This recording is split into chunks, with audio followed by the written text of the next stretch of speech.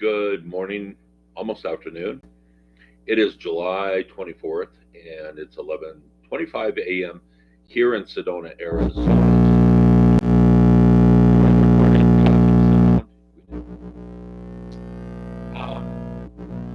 Check, check. We're good here.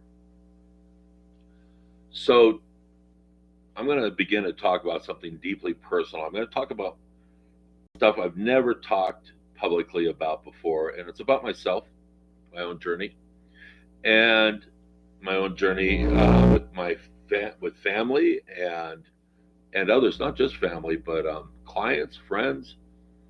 And the topic today is narcissism. So,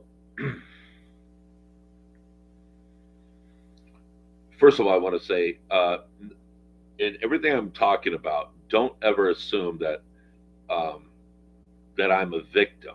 I'm not. These are all things that many of us go through, and if we choose to be a victim, well, then we're a victim, and that's disempowering. We're always looking for power here. We're always looking for our way forward.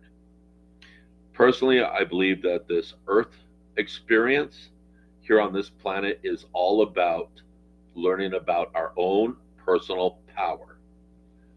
And every individual on this planet is incredibly powerful if they recognize it. We are moving into a time right now with the frequencies changing on the planet where things that were hidden before in the shadows are now beginning to stir and come, well, at least coming partially into the light. I've had quite a journey this last couple years. As you know, I've talked about my skin cancer, which is now coming to an end, I believe. I probably have two more little surgeries, and these are in office things to remove. But there's one on the top of my head and one on my chest that were just biopsied this last week. But overall, I feel really great. The one on my forehead, you can see this is only about 2 weeks, and it's healing incredibly well. And I didn't have to have any antibiotics, which is great. As I mentioned before, there was about 12, 13 rounds of antibiotics over about a 14-month period. And there was about 4 or 5 months there where I literally was questioning whether I was going to live or not. And I'm kind of mentioning this as I'm going into what I'm talking about today because they are not separate things really. Our health, excuse me, our health, our well-being, our connection to our source, how we conduct it within ourselves, the truth, and telling the truth. And this is about telling the truth today. There's that old saying that the truth will set you free. And I've been learning the last couple of years how absolutely true that is. So I'm trying to think where to start. I'm going to speak in a non-linear way. I'm kind of painting a holographic picture, meaning that the old linear way of talking about it really doesn't do it justice any longer. Now, I've understood the concept of narcissism for a long time. My mother is a narcissist. I have a brother who's a narcissist, and I have another brother who's an empath, and I myself am an empath as well. And we all have aspects of narcissism in us. And I think that narcissism should be considered somewhat like an addiction, meaning it's a disease. So in a lot of ways, it kind of depersonalizes it, and you don't have to necessarily get your haunches up and protect or attack the narcissist. As a matter of fact, doing that will probably really not serve you in the long run.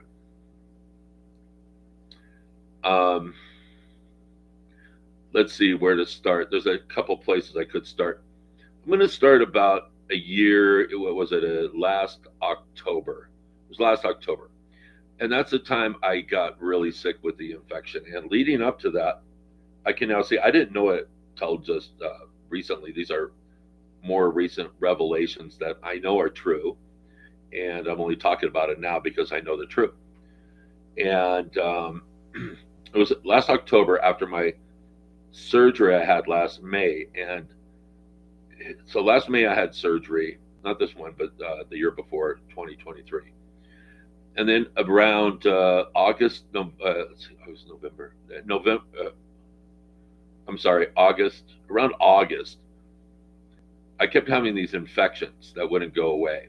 And it became like in my sinuses, but also throughout my whole system. And I had a couple tooth extractions, like wisdom teeth, one on the left side, one on the right side, one up, one down. And they were infected. So all of a sudden, there's all this infection in my body. And given, antibiotics each time.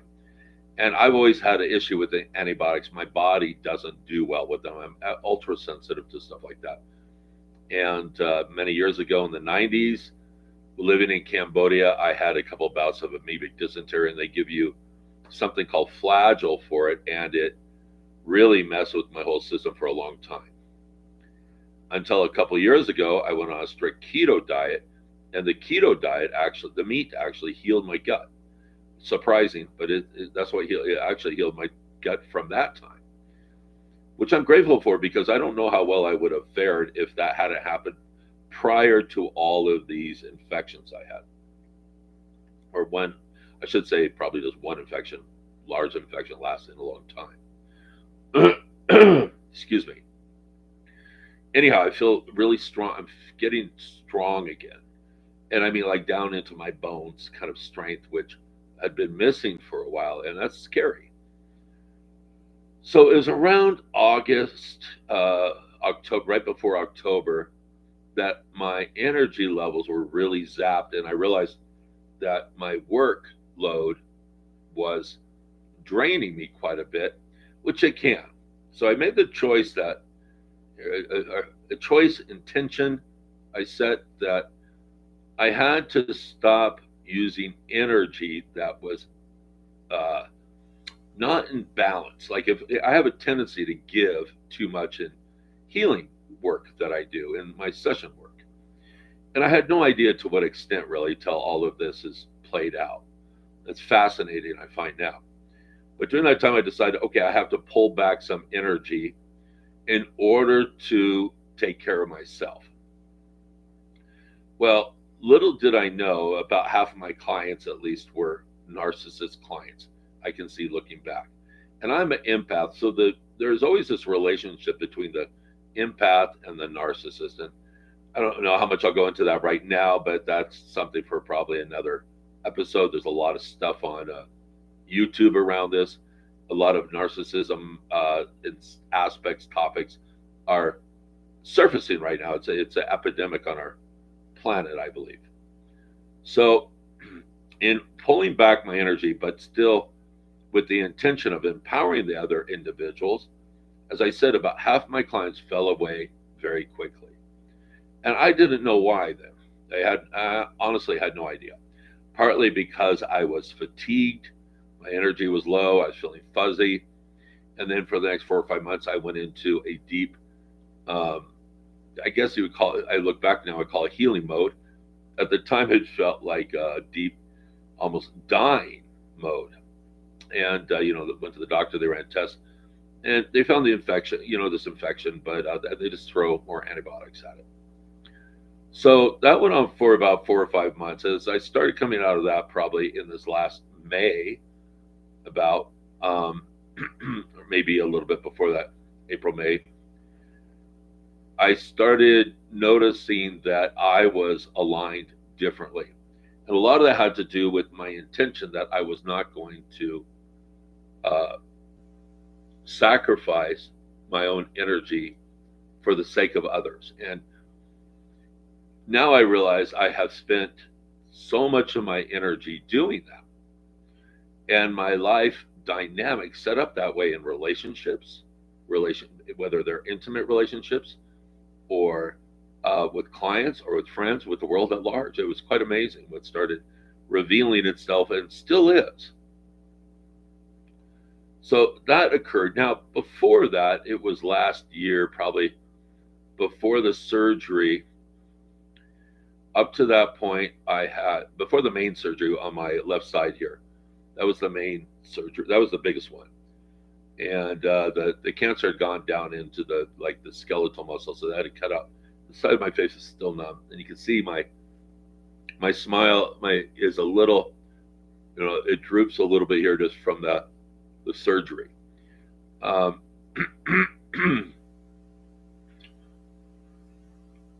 let's say, okay, now I'm going to back up to childhood. When I was very young, my parents would tie myself and my next brother, Kurt, who was the empath, actually, in my opinion, to our beds at night because they felt that we were too active. And those memories of being tied to bed were so horrific that I blocked it for most of my life. And most of my life, I've had trouble going to sleep. And I believe this is why. I mean, I would lay in bed and I'd feel anxiety. And this has gone on my whole life, really. And I'd use things like, alcohol at times or marijuana, usually, for good chunks of my life to help me sleep. Marijuana seemed to do the job well, but it also numbed and, you feel it the next day. It's not dealing with it. It's just covering it over a Band-Aid, basically. So that went on for a long time. Then this energy, the trauma in me, was demanding to be dealt with, I believe. And so for the last 5 years, there was something that kind of started getting more acute. And what that would be is I'd wake up in the middle of the night and I couldn't breathe. I'd just be gasping for breath, like I was suffocating. And I'd jump out of bed. I have to jump out of bed, stand up, and I'd be hyperventilating. And this incredible terror would come over me, just like I can't even describe the level of terror. It felt like I was in a cave underwater, and the water was filling up the cave, and you're trying to get that last breath of air before the tide's coming in, and there will be no more air. That was the feeling of panic. That's the best way to describe it. Trapped and can't get out, and you're dying. Sometimes it would take me a couple hours to calm down to go back to sleep. Sometimes I couldn't go back to sleep. It wouldn't happen every night. It would happen in waves. It would come sometimes a couple times a week, maybe skip a week or two and then come again. And there was always incredible fear, anxiety with it.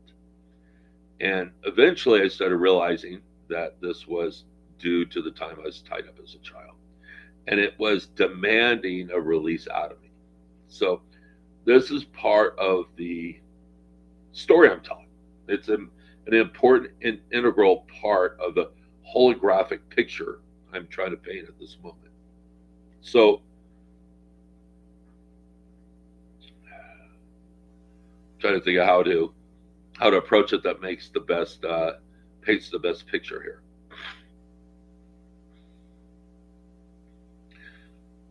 So then one day I had enough and I called my mom. I was enraged and yelled at her. And I've told her some of these things about her being a narcissist. And I decided complete break from the family. I just lost it. And there's a whole thing about narcissists pushing the empath to a point where they snap, really. And that happened. And I had spent previously decades, I would say, trying to make amends with my family. My parents were divorced. Both parents were remarried. I was kicked out of both households. Both my step-parents were narcissists. My father wasn't. He was an empath, as I said. And my father was really hard on me, by the way. I'm not letting my father off the hook here. But throughout my whole life, my mother always said, "Oh, it's your dad that was really hard on you." But my mom was playing this other game that, a narcissist, basically, it's in a lot of ways, it's a sophisticated energy vampire, the most powerful type of energy vampire. And I've noticed that when I spend time with my mom, where she would call, at first it felt really good. You'd feel kind of upbeat. It'd be fun. But then afterwards, like, especially if I was on a call with her, didn't happen right after I got off the call, but a few hours later, I started to feel kind of awful and drained and just overall yucky, and kind of feel shame and things like this. Just that, but I didn't put it together for a long time. Another thing that happened a number of years ago, there was a period that I would say it was trying to expose itself to me, and that would be I'd be driving. Period of time I was dating somebody, and we lived about 4.5 hours apart. So I'd be making that drive fairly often, once or twice a week.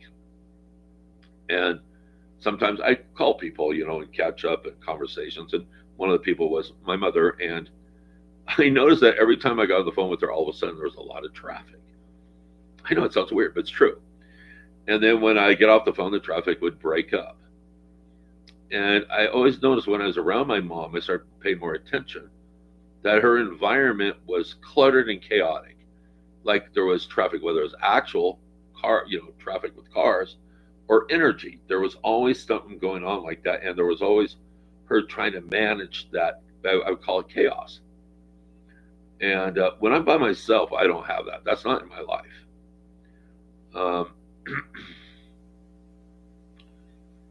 I'll just throw in another little piece here. It's kind of a funny little story. And there was one gal I was dating in LA for a very short period.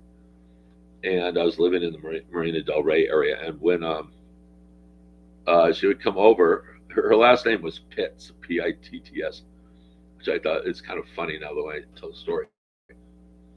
It would get cloudy or foggy, and she would show up, and she always had kind of a sweater on.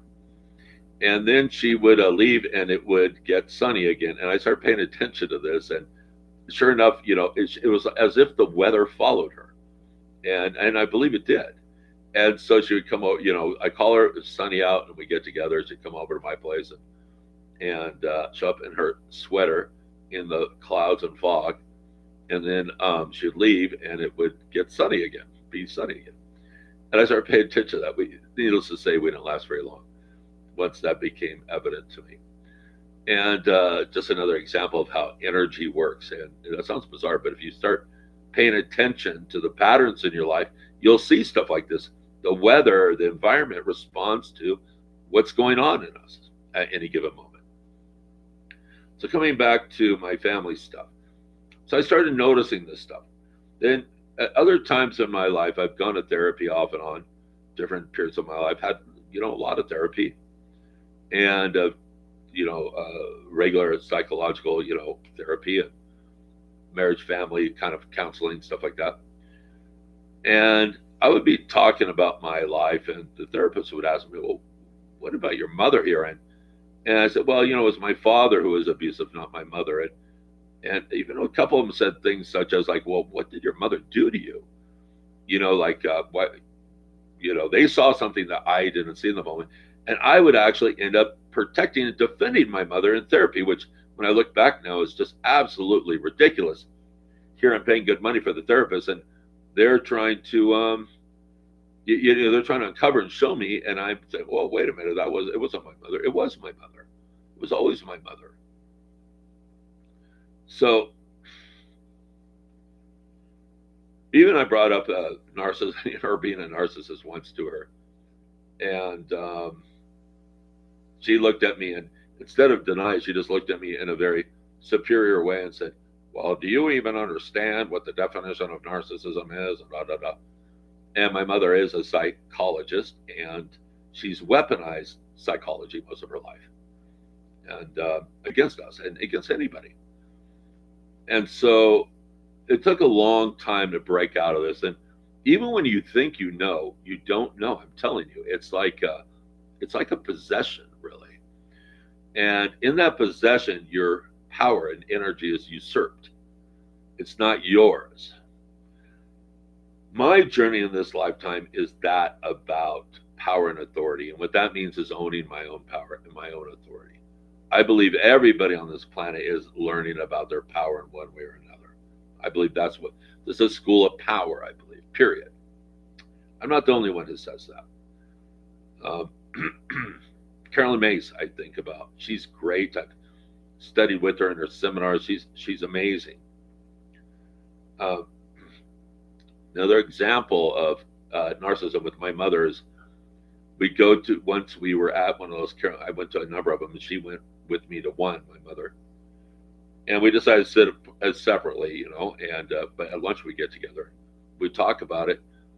And I remember my mother talking about not about what she was getting out, because she didn't need any help, but how she would talk to somebody, another audience member, and how she was helping that audience member, as opposed to taking in the information for herself and doing her own work. And it just like flabbergasted me in the moment. I remember thinking, wow, this is really strange. Once again, not getting the whole picture yet. So it was a couple of years ago that I broke loose, and that's also when what I guess we could call night terrors stopped. When I really put it into all communication with my mother, because I knew I had to. At the time, I did not know that that is what's recommended for dealing with a narcissist in a relationship, is you must cut all contact. Really, it's the only way to do it. And then there's this other term that they have. I don't know, some of you may know this or not. And this is a real term, by the way. It's going to sound like a made up almost. But it's called their flying monkeys. The flying monkeys are controlled, unbeknownst to them, by the narcissist to try to get to the one, in my case, me, the one who's cut off all communication. And in this case, it would be my brothers. So they're still under the spell and operating in that narcissistic environment in their own lives and in their own, their own environments and people. My brother Kurt, he's an empath. He's not the narcissist, but he's been sick a lot. He has no energy, and this is one of the main reasons. My stepmother, also a narcissist, who he was close to. I tried to make amends, but she would have nothing to do with it. And there's a lot of betrayal in the family because of this now, too. Also to do with inheritance and stuff of this nature. And then me being painted, of course, as the evil one, because I'm not playing the narcissist game. And so even if you're the empath, you're not the narcissist, but you're playing the game because you want to belong. The empath has usually a deep sense of needing to fit in and do the right thing, needing to be accepted by society and those around them. The narcissist doesn't give a shit usually, but will use people up kind of like, I use the analogy of a juice box. Stick that straw in, keep sucking. As long as there's juice in there, they'll keep sucking it out. Now, what's really cool about all this is it's brought and is still bringing amazing clarity to me. I am on the path of ascension. I know that. And if you're ascending, these are energies that you cannot be part of and ascend, whether you're the narcissist perpetuating it or the empath, which is also perpetuating it, really. It takes two to tango here. In both those scenarios, you cannot ascend into the higher dimensions. I'm telling you, it's true. So this is a epidemic on the planet. I believe that we see a lot of it in politics. I'm not going to point fingers, but we all could guess who is kind of the lead narcissist, the king of narcissism on the political scene right now. And it's pretty obvious when you start looking at, and his base are really what you call the flying monkeys, how they do all this work for him. They go out, they attack people, verbally, emotionally, but berating them, betraying them, all of that. That is the typical, very, common model of narcissists and their flying monkeys. Now, we all have some narcissism in us, okay? And that's okay, but when it becomes when it becomes a malevolent and it's hurting people, that's a different story. We are in a process right now on the planet too of people really discovering their own power. We're also in a time right now where it's coming to the end of codependency on the planet, which is also another form of, narcissism could be looked at as a form of codependence as well. Most people won't see it. You probably, a lot of people who listen as a video right now are going to go, oh yeah, I've kind of thought about that. I know what Ken's talking about, but that's not for me. If you're blowing it off, you're not seeing it.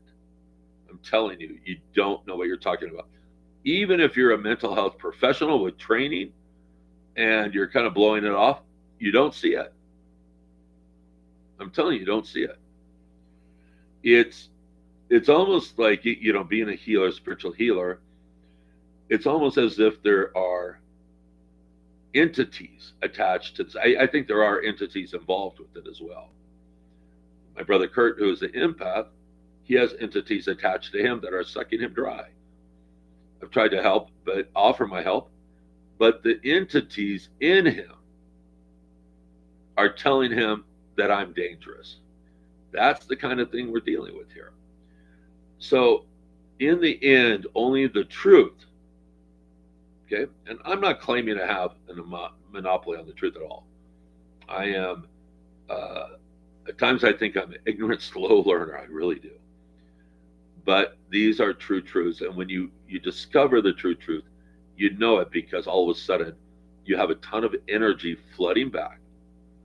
So this whole journey I've gone through with the cancer, the infection, I think the infection I had, when I look back, had a lot to do with this.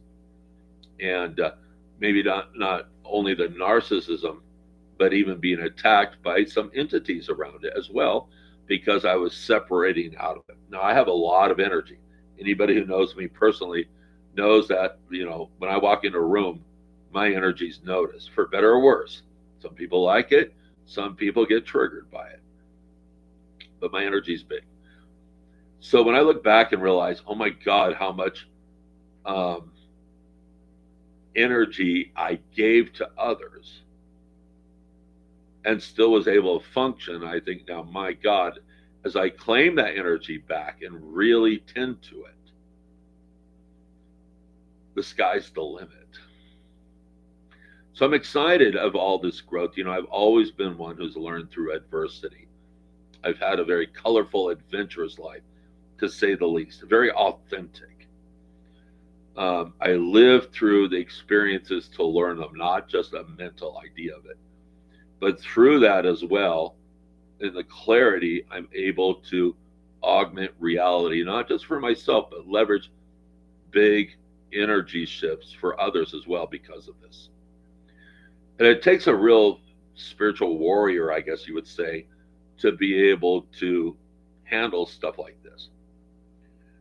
There are these warriors emerging right now on the planet, I believe. Some of them might be the ones with the degrees and the training in mental health, but not always. A lot of times it's just more common people, and you'll start to notice them. You'll spot them. There might be like a strange glow around them, or you're just, for whatever reason, drawn to them or even repelled by them. If you're being repelled by somebody, is there something really innately bad in them? Probably not. It's probably your own stuff. So if you're feeling like you get triggered, like, oh, I don't feel good when I'm around this person, that doesn't mean don't go around them. It means look in yourself a little bit deeper. What's going on with you? Now, I'm not calling you a narcissist by any means, but maybe you have some of those tendencies. And if you're finding things in your life that aren't going your way, well, I would very much encourage you to look at it. The narcissist ends up alone and very lonely. It's pathetic in the end. And I refuse to be that myself. After the big separation, really, from my family, for the first time in my life, I'm in a relationship that's healthy. And I was not able to be in that where I can really express myself, communicate with the other person, draw that kind of person in like that who lives in honesty and integrity, is willing to look at themselves. It's the first time, because of how I was imprinted through my childhood, through my adulthood still, with these narcissistic imprintings and dynamics that I grew up in. And the shame the guilt, the blame, that was all put in there as well. So all of you are magnificent beings of light, love, and joy, of great intelligence. And do not forget this. And if you're feeling any less, there's obviously something for you to work through, like myself and like all of us. We're all here working through our stuff. That's it. And if you get triggered by this, well, then there's something to look at. Trust me, if you are a narcissist, get help. Look at it yourself. Really start to do something about it, because in the end, you'll be miserable, heartbroken. There won't be any heart even left to be broken, and just empty shell of a person. You don't want that. So anyhow, we're going to stop here. This is just one part of probably a 3-part segment I'm going to do, I think. I hope this is helpful. I love you all, and thank you for the time and allowing me this platform to do what I do. Take care.